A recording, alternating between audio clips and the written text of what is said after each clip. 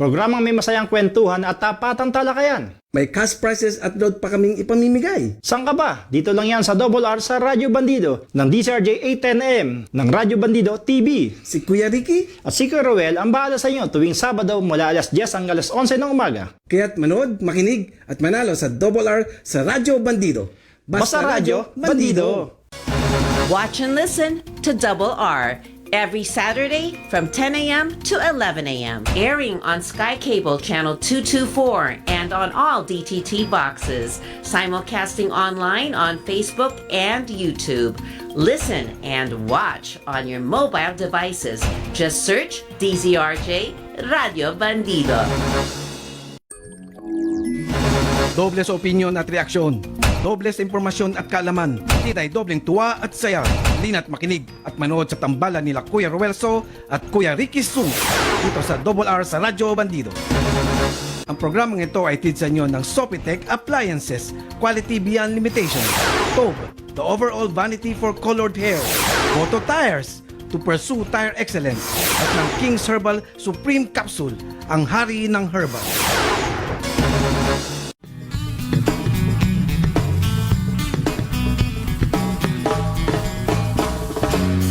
Ako po'y karaniwang tao lamang.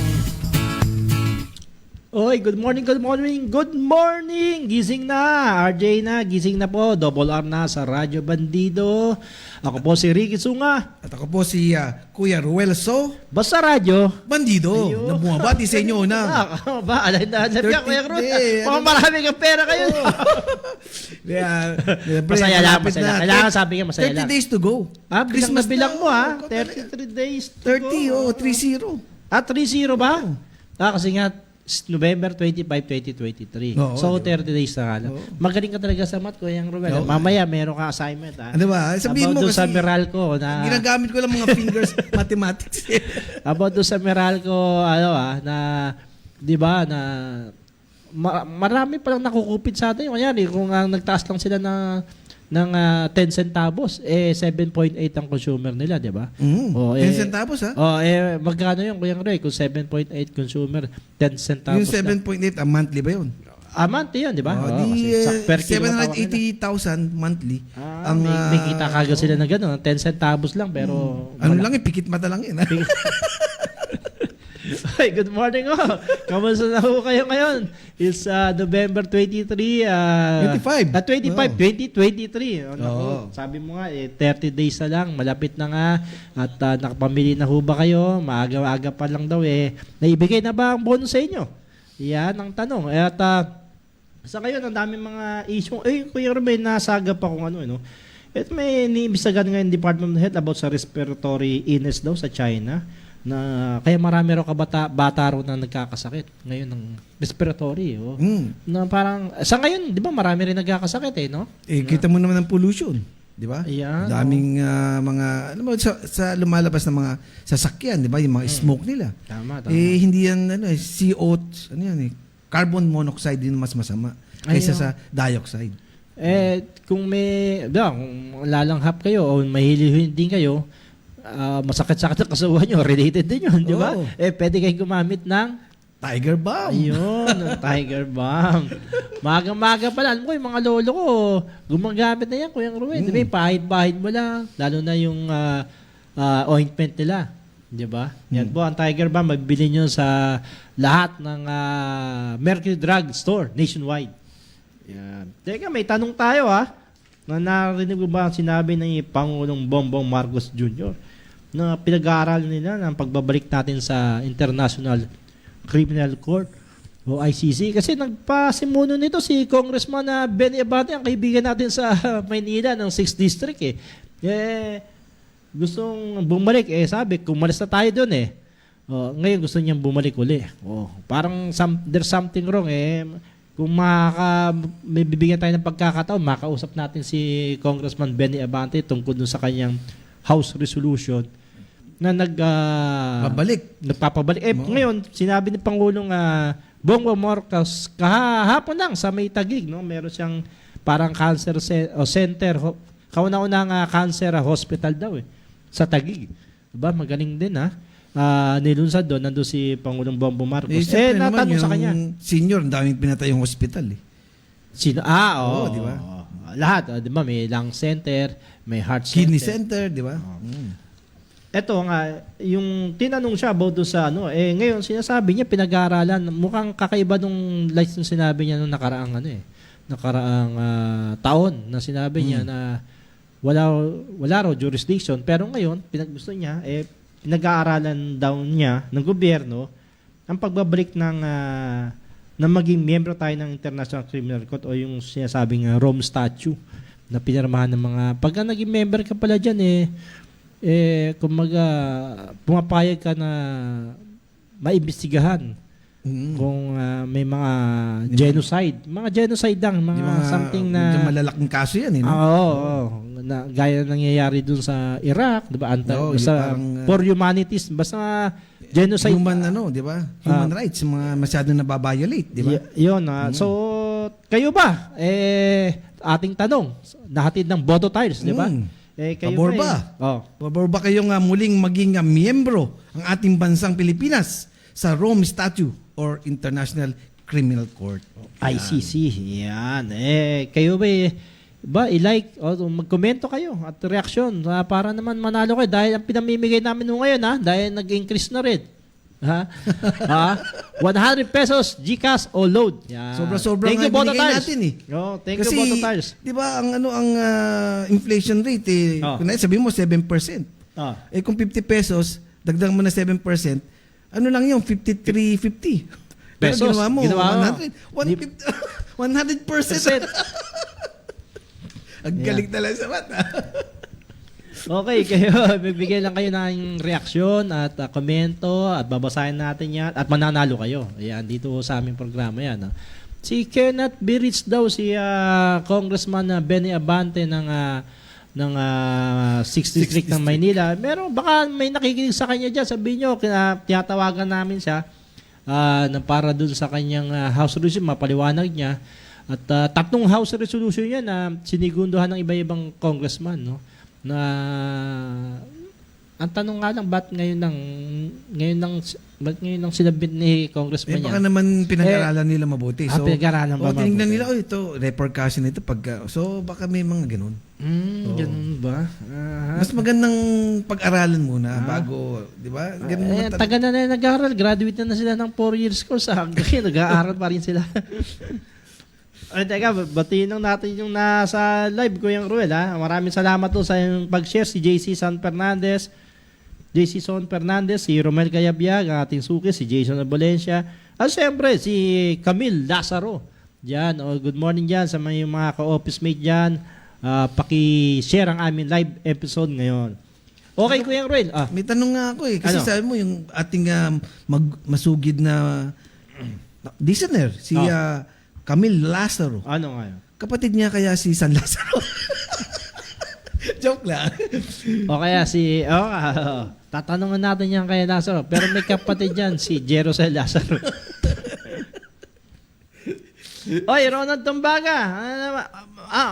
Iligaw terminal pa rin daw dyan sa Olonga pa.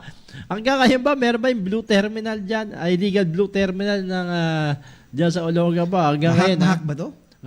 Bahak o Bajak. Olongapo City. Oo, sa Olongapo City raw. Ano kaya ginagawa nung dyan, mayor? Or Oo, tama. Bakit? Okay, mas na barangay muna, di ba? Kalampagin mo yung bagong barangay chairman dyan, di ba? Oo, kasi kung talagang masyadong pasaway, di ba?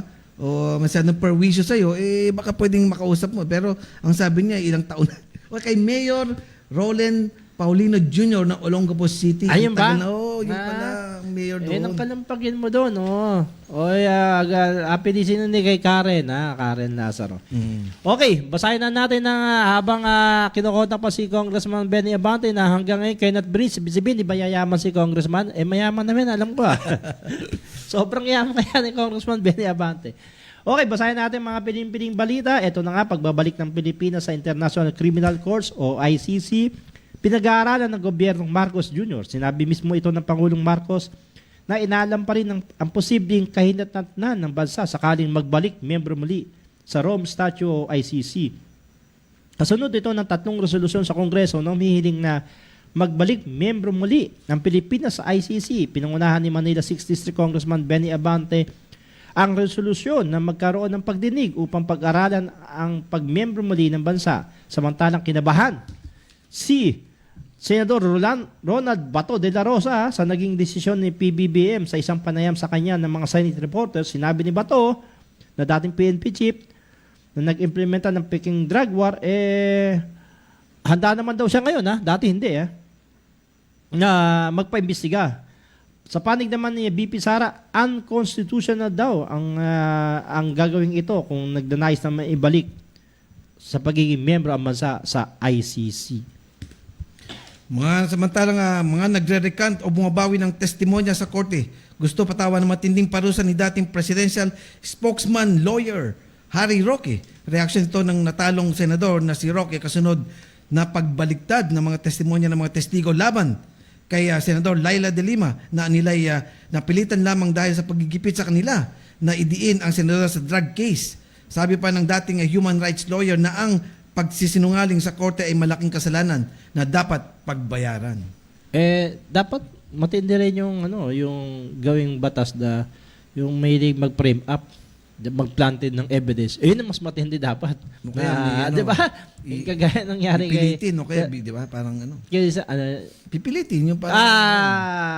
Hindi, yung nag-frame up, yung gumawa ng kaso. Nag-invento ng case, di ba? Di ba? Yung tinotorture para, di ba, para umamin.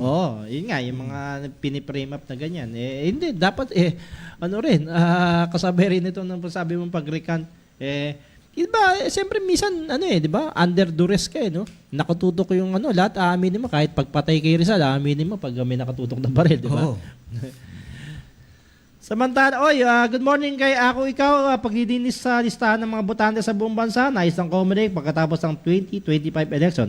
Ayon kay COMELEC Chairman George Garcia, hiniling na niya sa Kongreso na magkaroon muli ng panibagong voters registration upang malaman talaga kung mayroong 68 million botante sa bansa.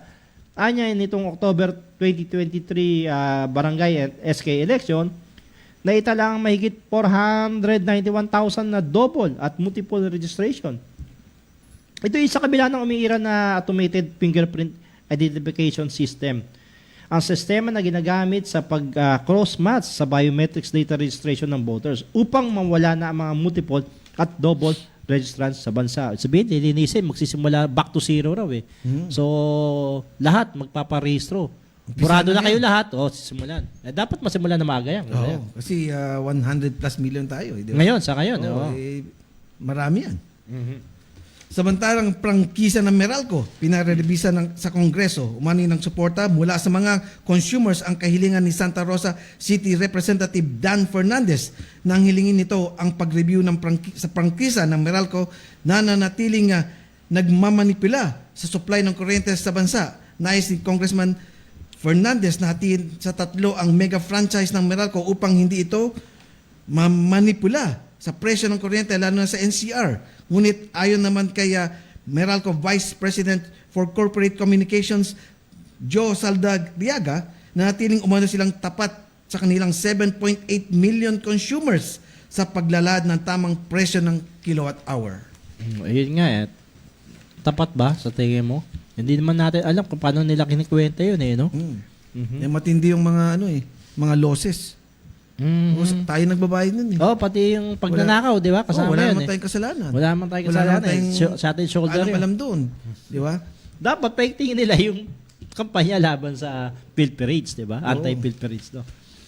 Samantalang kung sana may buhay pa to, 210 years na pagkakulong ay nihato ng Sandigan Bayan laban kay Dato Andal Uy Ampatuan Jr. na napatunayang guilty ng 21 counts ng graft kaugnay sa kontrata ng pag-supply ng gasolina para sa road rehabilitation project sa Sharif Agwak sa Maguindanao yan noong 2008. Sinasabing nakipagsabuatan si Dato Andal sa kanyang yumaong ama na dating Maguindanao Governor na si Dato Andal Ampatuan Sr. upang makuha ang proyekto na sa kalaunan ay nabuko ng Commission of Audit na walang na-deliver na gasolina at ang proyekto ay halos hindi pa nasisimulan.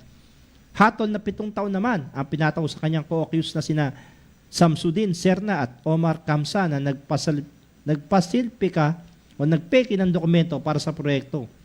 Ibinaba ang hatol kasabay ng ika-14 na anibersaryo ng Maguindanao Massacre na naganap noong November 23, 2009, yung Maguindanao Massacre. Dito, idagdag mo yung hatol sa kanya na mahigit 100. Dito, 200. Ilan ba ang buhay ng tao? Ilan ba ang lifespan ng tao, Kuya Ruel? Ang talagang lifespan is pag disiplinado ka sa katawan. 120. Kaya? Kaya. Aha. Kaso, siyempre, meron kang bisyo. Aha. Meron kang late na tulog. Aha. Puyat ka. Oh. Magpagkain mo, hindi, di ba? Hindi healthy. Pabawas yun. Kaya ngayon, sa dami ng mga processed food, ang mortality nilang 60 to 70. Ganun ba? So, hindi naabot dito si Andal, ang patuan. Pero dati, yung mga sa Biblia, di ba? 300, 600. Talaga? Oo. Ito, kauna-unang babaeng general na nagmula sa Philippine National Police Academy o PNPA. Hinirang niya PNP Chief General Benjamin Acorda Jr., si Brigadier General Portia Mananal, Director ng Women and Children Protection Center, ay personal na natanggap ang kanyang one-star general sa isang seremonyang isinagawa nitong Huwebes sa Camp Crame. Si General Mananal ang kauna-unang recipient ng Republic Act 7192 o ang Women in Development and National Building Law. Si retired General Lina Sarmiento ang naitalang kauna-unang Police General naman ng PNP noong 2012 at naging hepe ng PNP Police Community Relations. So si General Manalad, galing sa PNPA. Siya yung kauna-unahang general na babae. Pero ang tunay na kauna-unahang naging general sa PNP si Lina Sarmiento. Kano-ano kaya niya si Ricardo Sarmiento? Dati PNP chief din yun. Di ba? Oy, good morning kay Ann Cuer Luer. Good morning, ayan O, kamusta sa mga anak mo dyan? At kay Anyong, ayan, good morning din. Samantalang Pilipinas, may pinakamataas na scam rate sa online shopping ayon sa isang pag-aaral ng Asia Scam Report 2023 ng DICT. Lumalabas na may 35.9% ang bansa kumpara sa mga bansang sa Asia gaya ng China, 27.2% niya, Indonesia, 26%. Kasunod ng Thailand, Singapore, Japan at Malaysia. Bukod dito, nangunguna rin daw ang Pilipinas sa shopping scam, investment scam, lottery scam, job scam, identity scam. Kapag nabiktima, tumawag na naman daw sa Interagency Response Center sa numerong ito Kung nabiktima raw ka ng mga scam tumawag kayo sa Interagency Response Center sa numerong 1326. Scammer tayo pala. Number 1 daw. At least number 1. Pero may kulang dito eh. Ano ko Si yan? Dashcam. Naalala ko na biktima rin ako din Yung sa Facebook may camera raw yung parang lente ba yun sa mo sa cellphone ko. Oo. Okay, 1,000. Ang ganda pa ng advertisement sa Facebook napindot ko, ko, 1,000. Ba dumating sa akin, camera nga, yung parang lente, sira nga lang. Ganun ba? Walang return address yan doon, 1,000. So, dapat mag-igtingin ng DTI. Oo. Under DTI ba yan? Oo. Gumawa sila, di ba? Para at least kasi merong consumer protection at consumer tayo, di ba? Tama. Ito, matindi. Oo. Oplan Kataros o kampanya lamang sa mga peke o hindi rehistradong pagkain at gamot inilunsad ng Food and Drug Administration. Ayon sa FDA, paigtingin nila ang kampanya lamang sa peke o hindi rehistradong produkto dahil malaking epekto ito sa kaligtasan at kalusugan ng publiko. Oo nga di ba? Ito, sa tingin ko, okay itong kampanya ngayon ng FDA, di ba? Kasi dito posibleng ma-hospital ka di ba? Pag inom mo ng mga peking, kung ano man peke dyan, di ba? Okay lang kung may peking damit, di ka naman pero yung mga ini-intake mo, tsaka yung kinakain mo, di ba malaking epekto yun sa kalusugan in the long run. Di ba? Dapat ito nga, maraming peking gamot, Kuyang Ruel, di ba? Oo nga Yung mga walang konsensya, biro mo, ang mahal mga ng gamot, tapos pepekain mo. So yung mga Pilipino consumer, Akala nila gagaling sila, peke, walang visa. Ah. Nagastusan na, ang masama dyan, pag peke, baka mamaya, Ma-hospital pa. wala sa ano ng FDA, di ba? Kunwari, mga Hindi mo alam kung ano yung ingredients Oo, nun. dapat, anong milligram lang dapat. Ah. Oh. So, yun, doon nakakasira. Dumadaan niya sa liver at saka kidney. So, magkakasakit ng tao. Di ba? Yun ang dapat talaga sa tingin kong pagtuunan talaga ng gobyerno yung mga peke na to. At dito mag-heinous crime dito kasi hindi mo alam imbis na gagaling ka na-disgrasya ka ba di ba? Tapos hindi sila nagbabayad ng mga tax. Yan, Mga legal.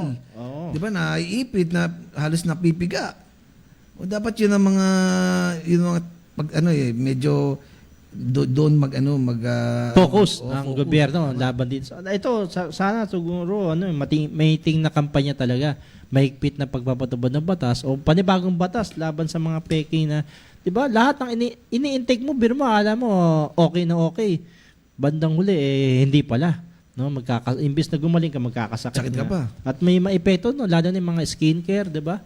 Kaya magaganda ka bilang lalo kang na-disgrasya pumangit ka Basta maski damit siya anything basta pag peke dapat masama yung kasi sa ibang bansa pala walang peke.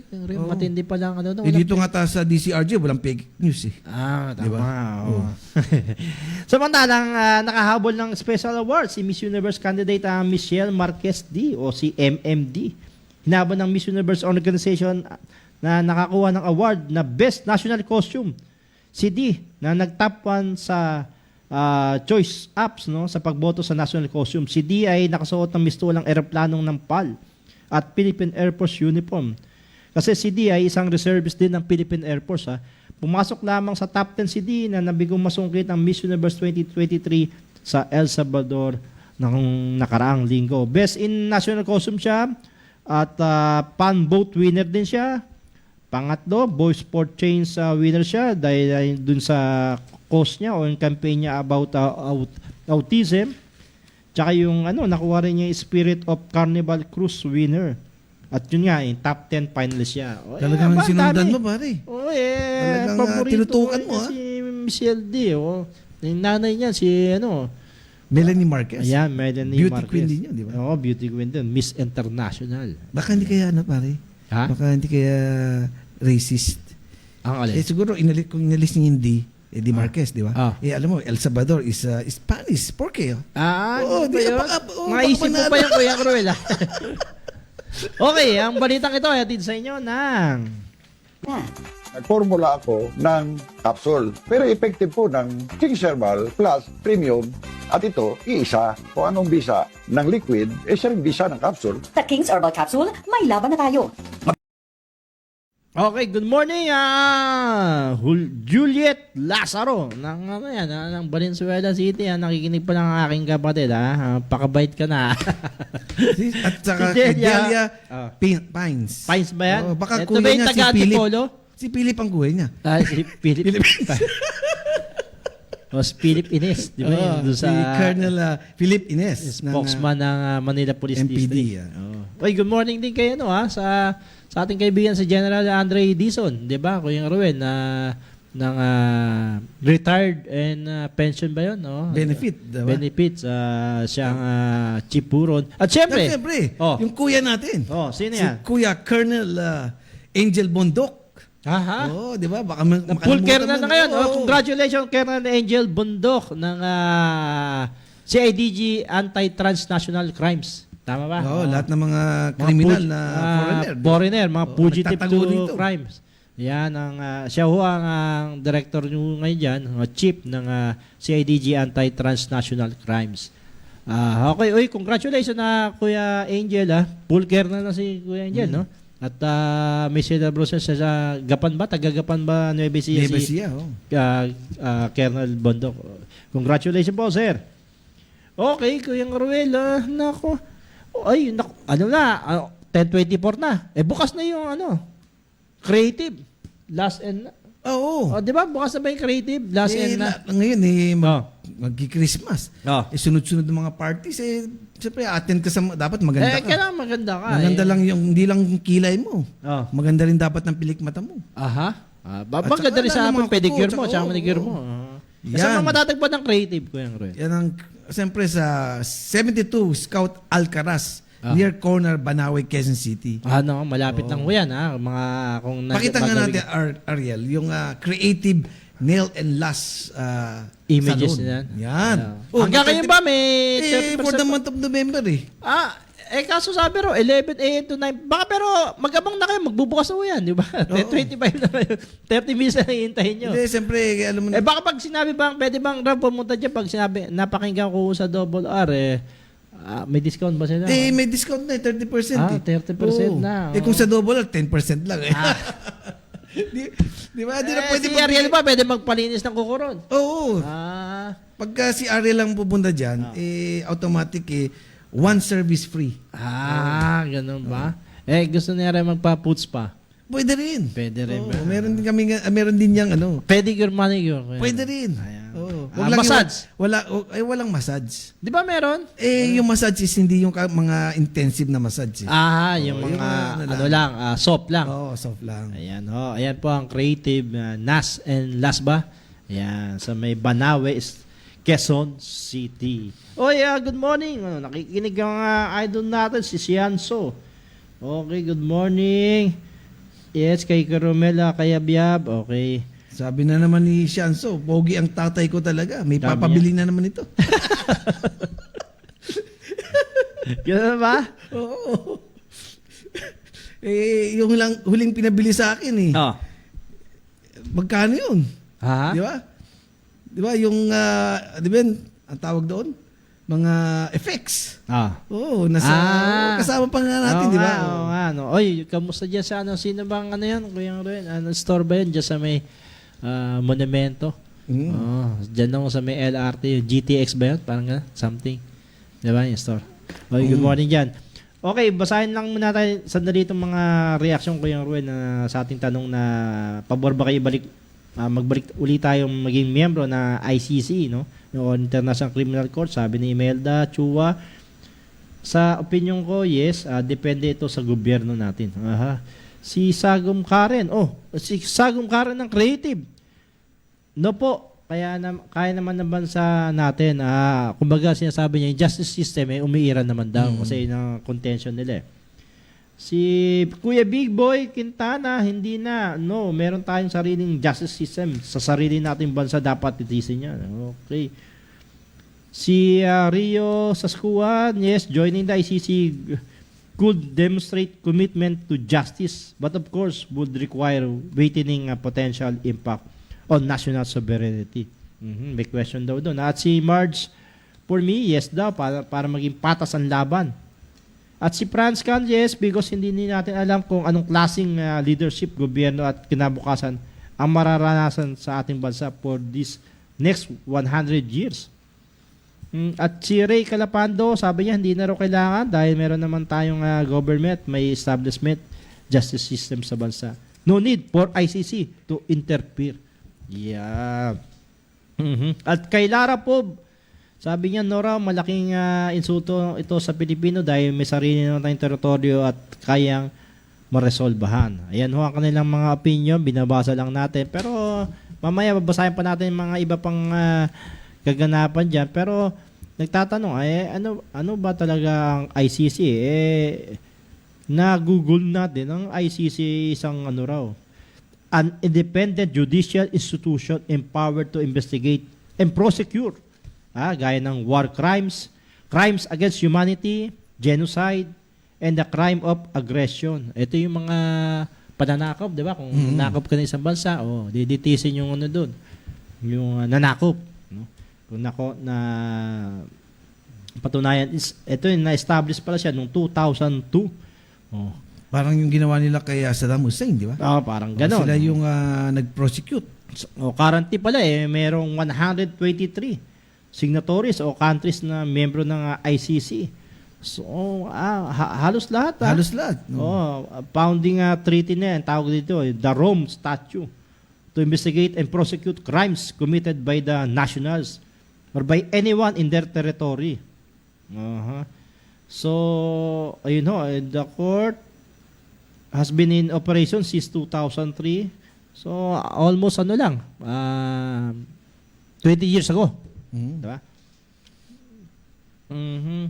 So, ayun ho, ang trabaho ng ang nasampulan yata nung alleged sa crimes committed by the Taliban, yung AGPAN National Security Forces, at pati pala Kuya Ruel nilitis dito yung United States Military and Central Intelligence Agency, yung CIA.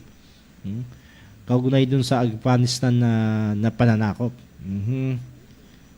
Ayan. So, kung tayo ay naging membro niyan, may karapatan silang mag-imbestiga at mag-prosecute nung taong nag-commit nagkasala. crimes against humanity. Ito yung pinahid doon sa ICC.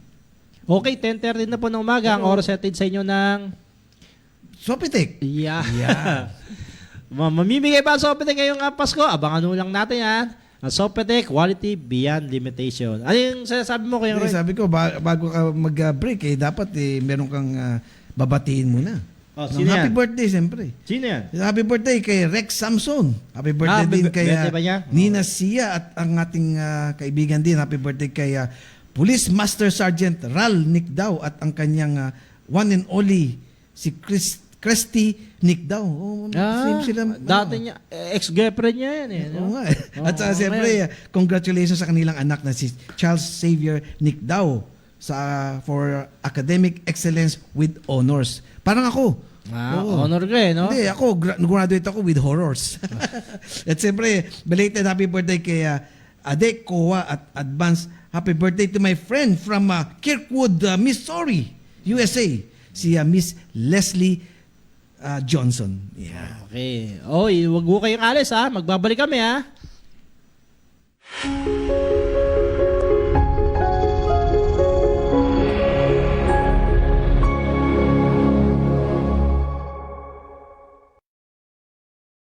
Hi, I'm Sunny Ilustre, and I'm inviting you to watch Buhay Barangay that tackles barangay issues on DZRJ 8:10 AM, Radyo Bandido TV. Watch and listen to Buhay Barangay every Saturday from 3 p.m. to 4 p.m. Airing on Sky Cable Channel 224 and on all DTT boxes. Simulcasting online on Facebook and YouTube. Listen and watch on your mobile devices. Just search DZRJ Radio Bandido. Ito po ang inyong kaibigan Jimmy Morato, nag-aanyaya sa inyo sa inyong palatuntunang Tsa-Tsahin Mo Baby. Dito pa rin sa inyong paboritong AM station sa buong Philippines at sa buong mundo, DZRJ 810 AM Radyo Bandido TV. Watch and listen to Cha-Chahin Mo Baby, Monday to Friday from 4 p.m. to 5 p.m. Airing on Sky Cable Channel 224 and on all DTT boxes. Simulcasting online on Facebook and YouTube. Listen and watch on your mobile devices. Just search DZRJ Radio Bandido. Programang may masayang kwentuhan at tapatang talakayan. May cash prizes at load pa kaming ipamimigay. Saan ka ba? Dito lang yan sa Double R sa Radyo Bandido ng DZRJ 810M ng Radyo Bandido TV. Si Kuya Ricky, At si Kuya Roel ang bahala sa inyo tuwing Sabado mula alas 10 hanggang alas 11 ng umaga. kaya't manood, makinig at manalo sa Double R sa Radyo Bandido. Basta Radyo Bandido! Watch and listen to Double R every Saturday from 10 a.m. to 11 a.m. Airing on Sky Cable Channel 224 and on all DTT boxes. Simulcasting online on Facebook and YouTube. Listen and watch on your mobile devices. Just search DZRJ Radio Bandido. Nagbabalik ang Double R sa Radyo Bandido. Ang programang ito ay tid sa inyo ng Sopitec Appliances, Boto Tires, Tob Colored Hair at ng King's Herbal Supreme Capsule.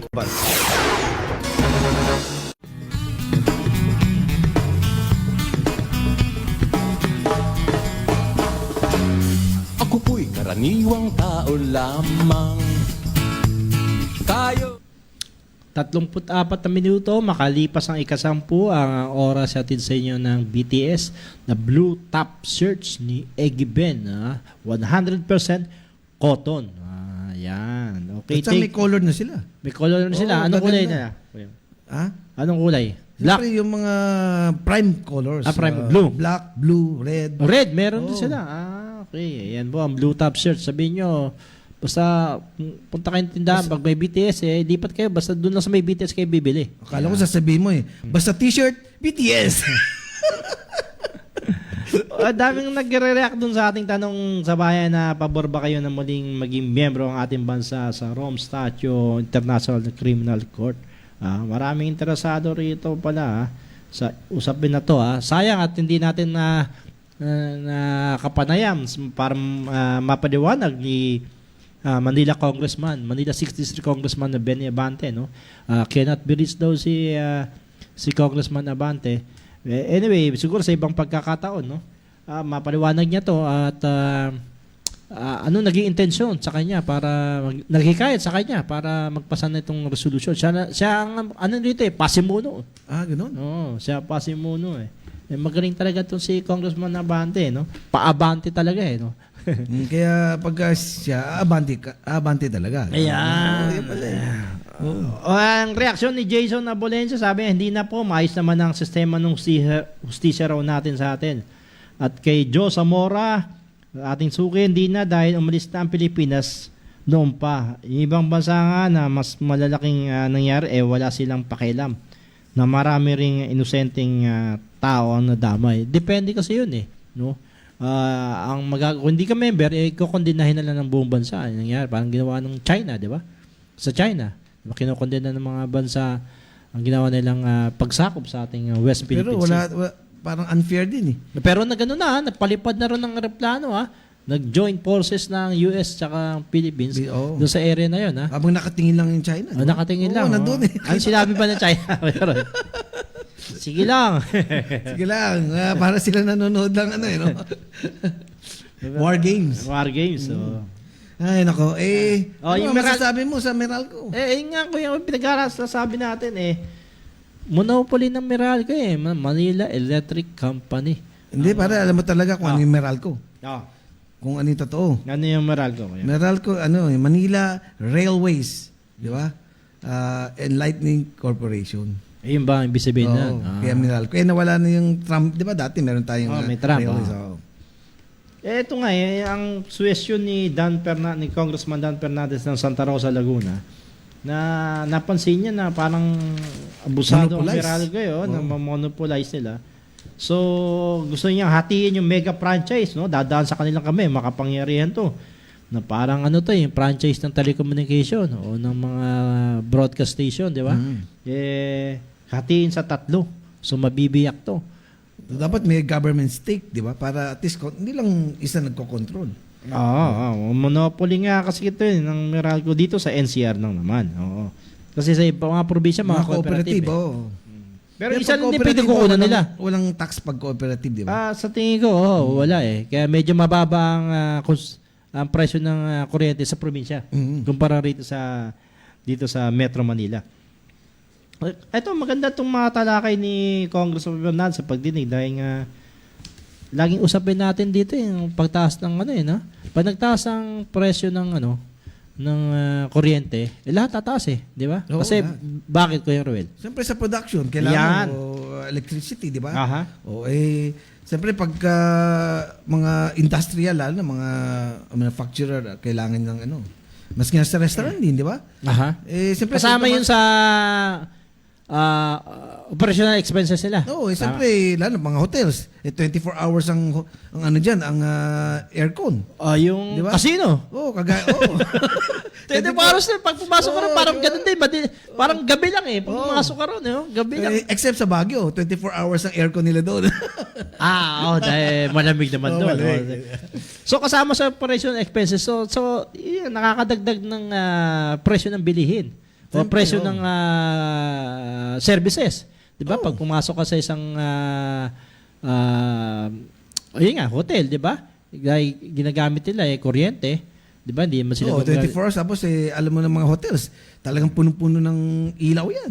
Di ba? Dito nga, kaya kung magtaas sila ng, kala mo, mababa lang, 10 per kilowatt hour, 10 per, kinuwenta mo sabi billion mo. naman yan Yung kilowatt hour na nako-consume ng 7.8 million na ano nila eh. Kaya yung kwenta mo, hindi yun 700,000 lang, kundi 7 billion din makukolekta nila. Hindi, yung sinasabi ko yung sa 7.8 million, pagka sa GIS lang ang kinita GIS lang. bawat consumer. Sa isang consumer lang. Kung ang consumer nag-consume ng 100 kilowatt, for example, o di GIS, di lalabas hindi lang malaki yun. Di ba? Kala mo lang, hindi na natin nakakala natin tapos mababa lang. Pero ang totoo, kita nila, billion din eh. No, diba? parang sa malalaking companies, di ba? Pag nagbayad ka, kunwari, 129 pesos, 0.389. Diba? At 0.389, yung 9 is 0.009 na yun. Kung billion naman nung tinatanggal, di ba? Tinatanggal mo na yun O di, magkano yun sa 0.009? Pag billion yun, di, by the 100 million din ang kinikita nun. Tama, oo nga. Kaya nga, kung share mo, kaya share mo dyan? 5 centavos lang. bilyones yung consumer. Kaya nga sabihin ko sa mga tao sa buong Pilipinas, bigyan lang ako ng 50 centimos eh. Centimos Meron na akong 50 million. Kasi di ba? Kung gano'n na share mo, centimos lang. Maski na nga GIS nga lang, meron na akong 10 million kaagad. Pero sa ibang pananaw ka na, ano ba yung GIS? Pero kung consumer nga, sabi mo nga, kung marami yung, parang isang produkto, kung marami nang bumibili, yung centimos na yun, o 5 centimos, nagiging 100,000. Oo, diba? Malaking malaking factor na yun. Oo nga nakakagutom talaga bukod sa yung kwentahan natin, nakakagutom din, di ba? Kaya kung may gusto nyo umorder ng Omas Cake Chicken, andyan pa rin sila. Di ba? Sa mga parties. Kalahati kasi, ibang flavor, kalahati, iba rin. Kaya pagbili mo, 2 flavors na. Kaya sabi nila, pwede rin sila mag-franchise. Let us help you find success in the food business. Omas Cake Chicken, magparamdam ka naman. Tsaka walang scam. Gutom na kami nila Ariel dito. Okay. Okay, kung gusto nyo naman magpakulay, nandyan ang Tob, di ba? Kuya Ruel, ang Tob hair color. Ayan. Lahat yan mabibili nyo sa mga piling-piling drugstores nationwide. Sabihin nyo lang, Tob. May Tob hair color ba kayo? Lahat ng klaseng kulay ng pampakulay sa buhok, meron sila. Meron. Ayan. Okay, good morning, Ken, ha? Ayan, ng Tob hair color.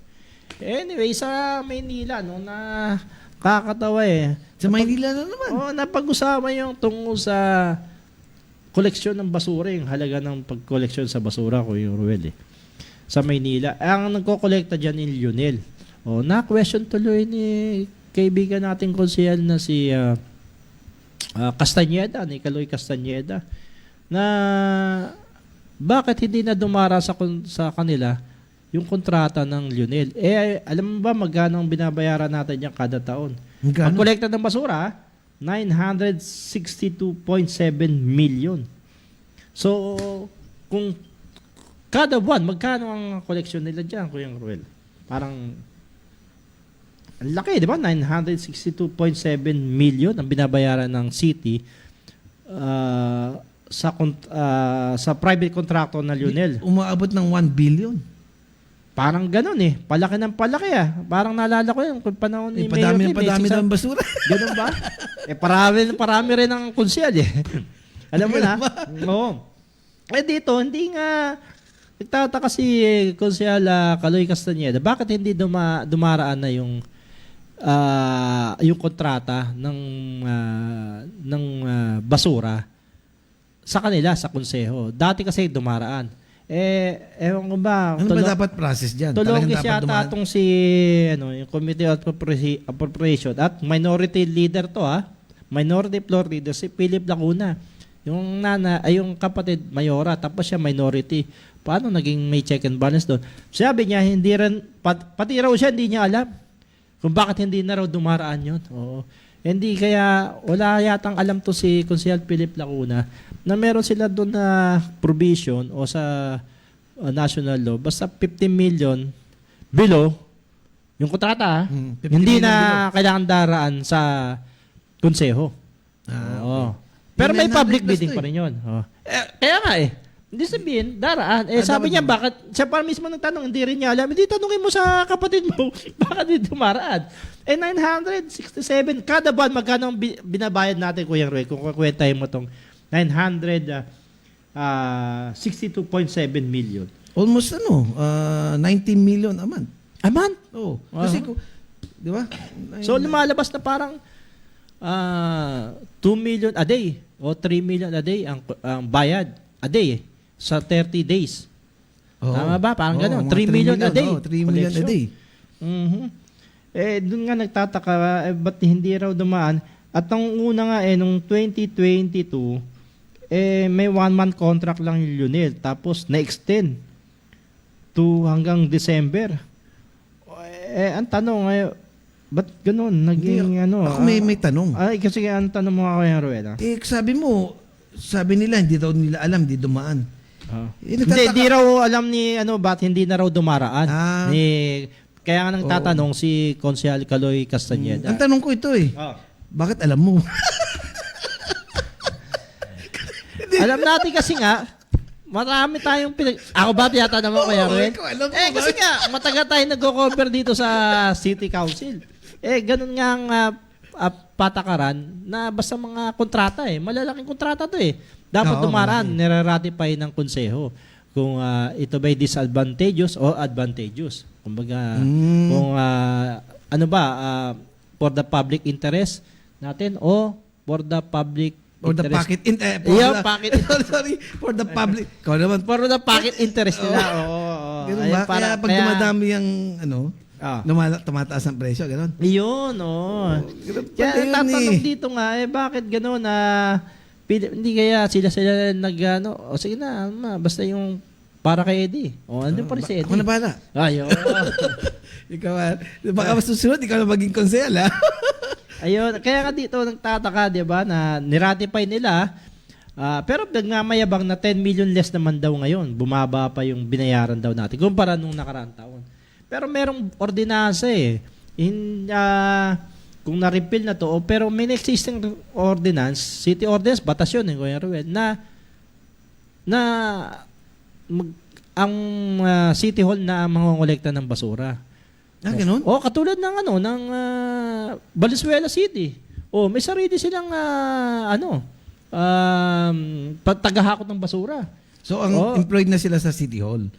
Hindi. Kumbaga, hindi na sila ito parang third party, di ba? Hindi na sila nangongontrata pa kundi yung mismong city na Di nakatipid ka pa. Di ba? Magkano ba yung truck noon kumpara doon sa 967 million na binabayaran mo? Magkano lang yung truck ng basura? Di ba? Ikaw na mag-akot ng city na. Nakita nga ako minsan, nakakita ko donated by, tapos ibang country. Pwede naman ganun Pero iba naman kasi, pwede naman tayong bumili. Kasi meron na na parang in the span of tayo na bibili para hindi na magkokontrata. Kasi ang laki ng gastos natin dito para doon sa isang kung walang private budget ang local Imposible yun. Ang daming nagbabayad ng amilyar.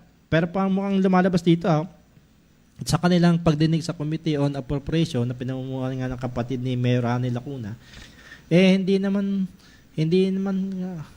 tumaas ang budget Same din. Kung magkano yung na-ratify nila na 23 o 24 billion plus na budget ng local government ng City Hall, hindi tumaas At nagbabayad tayo ng utang. Magkano binayad?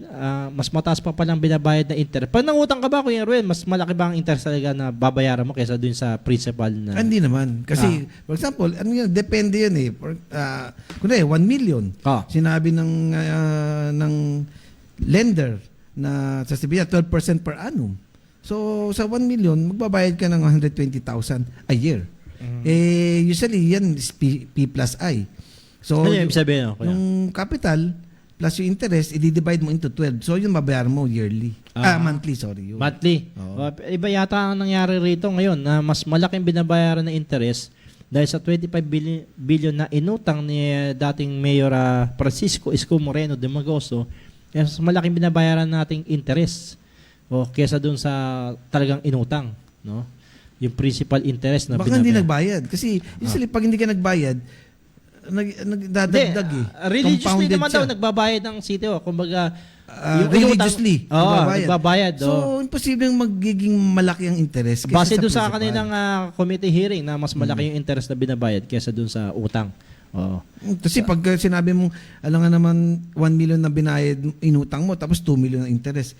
May imposible yun. Hindi, parang sinasabi, yung mas malaki yung ibabayad na interest kumpara dun sa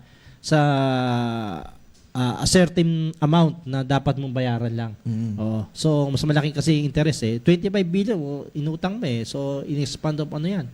Baka siguro sa tagal. Sa tagal. Oo, sa tagal. Period of time. Oo, inutang mo.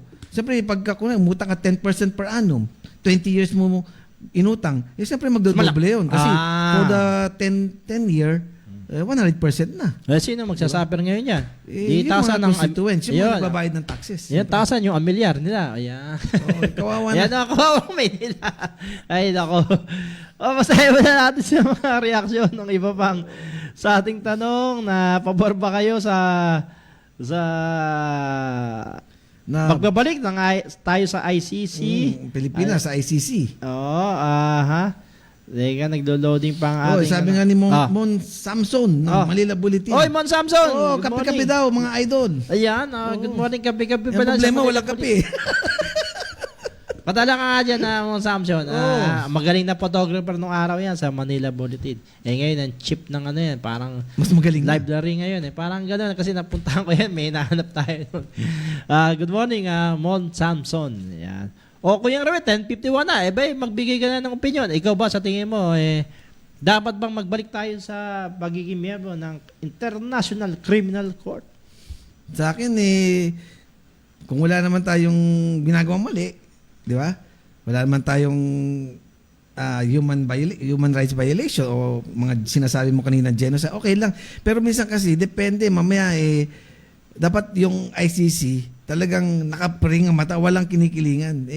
Sometimes nagkakaroon ng konting politics so kaya better i-check natin mabuti kung ano ba talaga kung sila ba walang kinikilingan.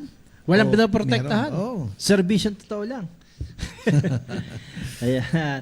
Sa ating pananaw naman, Kuya Ruel, umalis lang tayo nung may nangyayari na crime against humanity, yung pagpatay ng Peking drug war ni dating Pangulong Rodrigo Duterte. At sabi mo, kung wala namang tinatago, ba't tayo ka magpasakop dun sa ICC? At naipay na yung case At kasalukuyang nasa level, stage 2 level na yata, nasa pagkalap na ng mga ebidensya, may mga testigo na. So, harapin na lang. At bumalik, kahit hindi ka bumalik, nandun na yun. Nung bumitaw tayo, nag-commit na ng crime. Member pa tayo noon.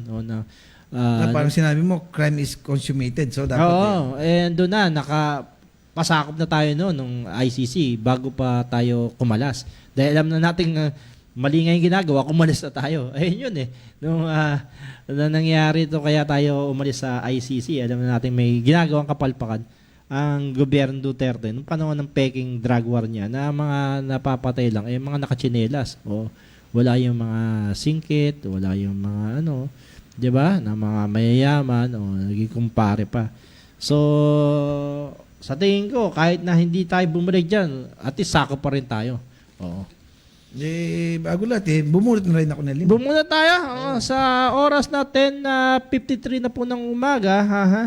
Sa may mga biyahe dyan, maganda naman ang daloy ng trapiko ngayon. Kamusta na si Colonel Bong Nebriha? Nakita niyo ba? Hindi natin nakita sa MDA. Siyempre wala ka, suspendido. Ang nanalo sa ating binunot ngayon Oy, JR Galeon direct message mo lang kami sa aming fanpage Si Frederick Franco at pangatlo si Romel Cayabyab. Romel Cayabyab, masipag na taga-subaybay ito Pang-apat si JC Son Fernandez at pang-lima ay si Jason Abulencia. Okay, direct message mo lang kami sa aming fanpage sa R sa Radyo Bandido. Yan. Okay, Kuya Ruel, meron ka ba bang dyan thank you sa mga nag-share ng aming live episode ngayon Ang dami, Kuya Ruel, maraming salamat Better luck next time sa mga hindi naming nabunot sa susunod. Di baka meron tayong Kuya Ruel. Baka sa susunod, lahat ng panalunin mo na. Panalunin na natin. Pero, kung ang nag-view 1.6, 1.6 time is 100. Di 160,000 yun. 160,000 yun, Kuya Ruel. Wala tayong ganun sweldo. Right, thank you nga pala sa mga nag-share ng aming live episode ngayon. Malaking tulong po yan. At palaganapin natin yung tamang impormasyon. Yan. At dito sa DCRJ, wala namang fake news yan. Supportan nyo rin ang mga iba pang mga programa dito sa aming ating istasyon sa DCRJ 810 AM, sa DCRJ TV. O, kami dahil napapanood din kami niya sa Sky Cable, Channel 224, sa GMA For The Box, di ba? Sa lahat ng programa ko sana dito sa DCRJ, supportahan nyo yan. Thank you, thank you. O, Kuya Ruel, maaga pa naman 10:55, parang nagmamadali ka na. Meron ka bang mga nakahandang pabati yata dyan, Actually, marami. Pero sabi ni JC Oblesi, salamat, nanalo daw siya. Aba, nanalo ka? At saka si Romel Kayabyab. Ang bilis nyo, talagang sinubaybaya ka mula alas 10 hanggang alas 11, Kaya bigyan ng jacket ng mga yan. Ate, Kuya Ruel, sa Pasko, baka meron tayong Ay, pipilitin natin, no? Siyempre, sa Jace, sa Sopetek, baka naman ipilitin natin, kausapin natin na para, siyempre, sa essence ng Christmas. Ayan. Yan. Meron kayong community Feel na feel nila. Community service, Kuya Ruel. Yes, meron kaming community service no sa San Juan this coming Sunday at 4 p.m. Binabati ko yung aking mga kuya sa United Estrados. Yan. At saka siyempre sa Ilustrados NCR 90 sa aking sa aming press, Kuya Press John Mercado siyempre at aming Governor John Mercado ng Ayan. NCR 90. May kami rin sa Ermita Manila Royal Eagles Club. Mayroon kaming GMM at saka feeding program dyan sa may barangay 659-8 sa may Aroseros. Monday ho holiday, di ba? Dineclare na holiday. Hindi na sa 30. Sa 30 nilipat na 27. Pero yung Bonifacio Day pa rin yung November 30. Okay, good morning Narinig muna mo ba kay... yung ating sound system? Sino ba yan? Yan si Shanso. Yan ang kanyang compose. Anong song yan, Kuya Ruel? Ano tayo na ng song? Love. Ayun ba yun? Ang ano yung pamagat niya, ang title of the song is Love. L-O-V-E. L-O-V-E. Parang love to overcome violence and enemy. Okay, good morning kay Hasley Alcantara at sa kanyang kamate na si James Lee Amescua ng Bayawan District Jail. Sa may Bayawan District Jail? Sa may Nueva Ecija ba yan? Negros. Okay, congratulations kay muli kay Kernel Angel Bundok ng CIDG Anti-Transnational Crime. At saka kay General Dizon. Yeah, kay General Dizon. Siyempre kay General Ibay ng Manila Police District. Ayan. Okay, Kuya Ruel. Sa lahat ng mga nakikinig sa amin, sana huwag kayong magsasawa. Every Saturday, 10 to 11 a.m. Yan. Bigla nagka-deader. Okay, Makikinig kasi ako sa music Basta, radyo. Bandido, maraming salamat. Samahan nyo kami sa susunod na Sabado. Bye-bye. Good morning, Binis. Ang programang ito ay hinitid ng Sopitec Appliances, Quality Beyond Limitation, Tob, the overall vanity for colored hair, Auto Tires, to pursue tire excellence, at ng King's Herbal Supreme Capsule, ang hari ng herbal.